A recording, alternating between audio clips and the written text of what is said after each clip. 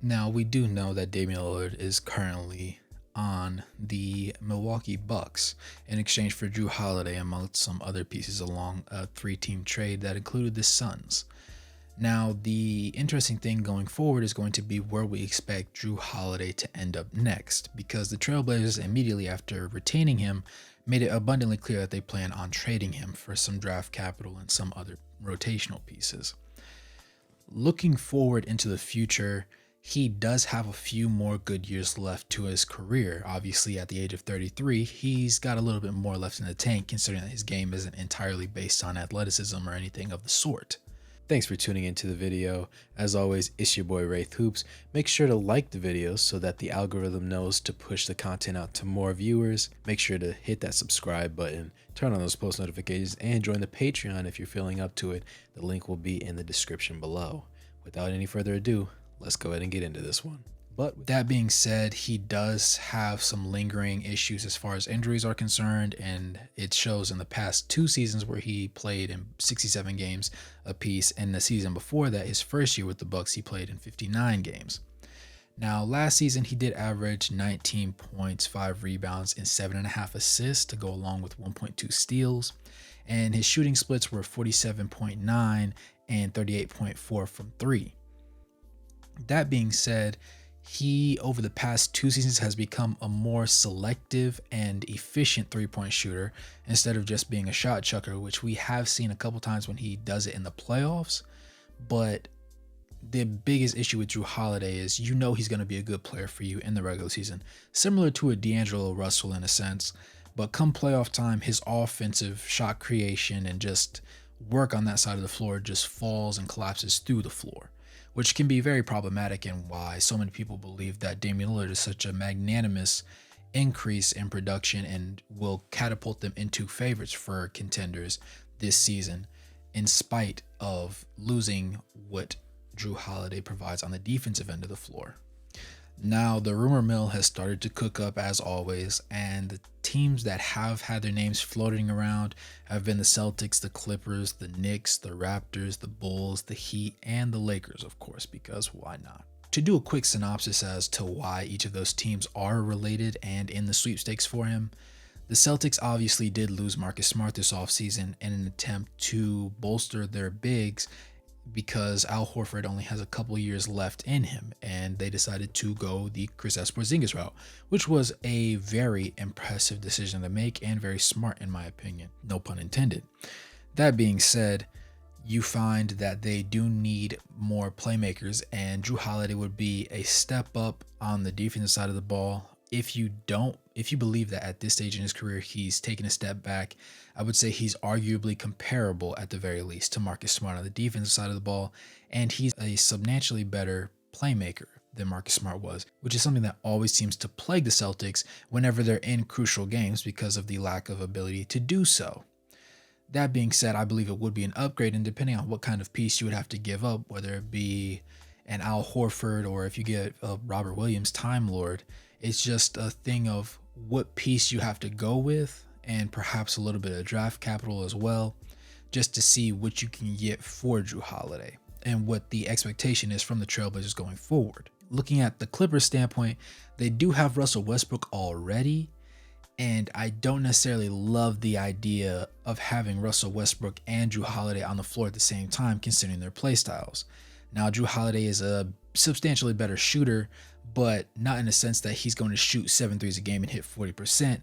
More so in they're both going to shoot 4 threes, and Drew's more likely to go 2 for 4, while Westbrook goes 1 for 4 or 0 for 4. They both rely on having the ball in their hands. They're both elite playmakers, and Russell Westbrook thrives more in broken plays, whereas Jrue Holiday preferably likes to operate in a set offense where he might be the option for a possible kick out 3, which he has been hitting at a higher rate than previously in his career. And he's just become more reliable on that side of the floor, but I just don't like the fit of them alongside each other. Considering the type of team that they have, you don't really want to sit there and have to run that lineup. All things considered, though, that would be very powerful on the defensive side of the ball, because I think that Jrue Holiday is a step up despite Russell Westbrook's just genuine effort on that side of the ball. That being said, the Heat have been looking for Jrue Holiday, but considering that they just lost out on the Damian Lillard sweepstakes, It's not likely that they're going to have a great shot at winning the sweepstakes again in a trade with the Trailblazers because, again, they were the original favorites that ended up losing out. In theory, though, if it could work, having Jrue Holiday alongside Bam Adebayo and Jimmy Butler on the floor all at the same time would be an insane defensive big three and a trio just to have on the court, particularly during playoff times.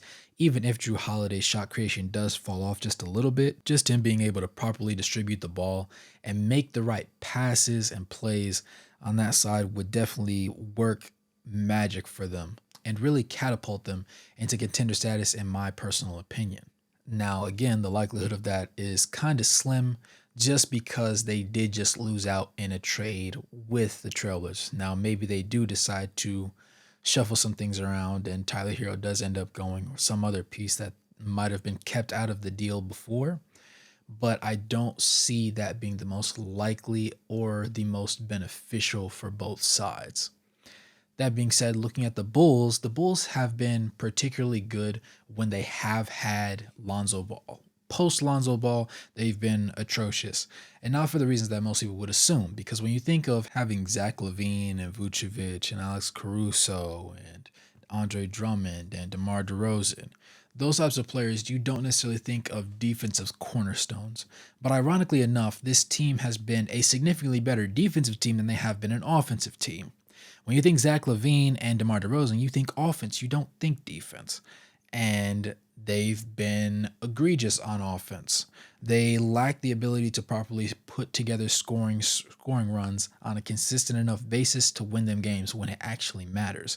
And the difference between Lonzo Ball playing and him not playing was his ability to push the tempo in transition, provide shooting, which they are drastically and in dire need of and haven't had since he's been gone, and just being an elite playmaker, which they also haven't had.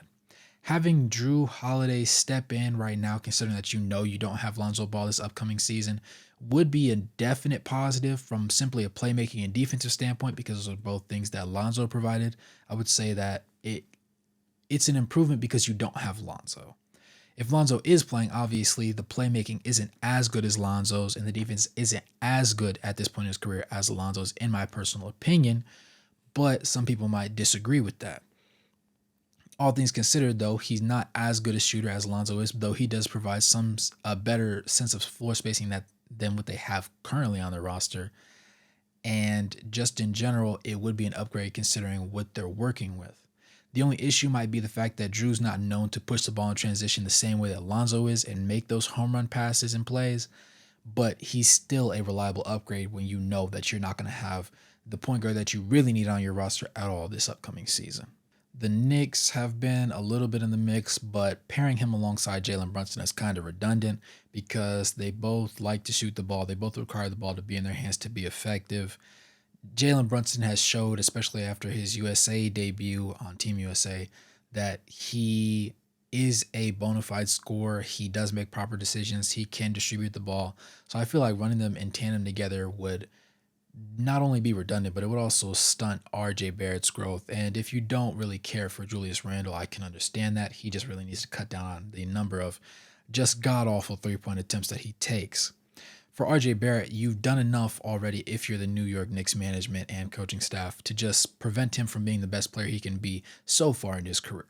So adding another ball-dominant player would not necessarily assist him at all. So in my opinion, it's better for Jalen Brunson and RJ Barrett to figure it out and decide how they're going to work through the playmaking issues and work through the shot creation issues on their own, as opposed to adding another horse to the stable that needs to be fed consistently. When it comes to the Raptors, that was an interesting fit to me because they were a dark horse to end up getting Dame, and it seemed like they gained traction over the Heat right before the Bucks ended up pulling the trigger on that one. And I did suggest, in my personal opinion, that the Bucks pairing him with Giannis would be the most interesting thing. Literally hours before it happened, my video dropped. And it was just, it came as a surprise even to me.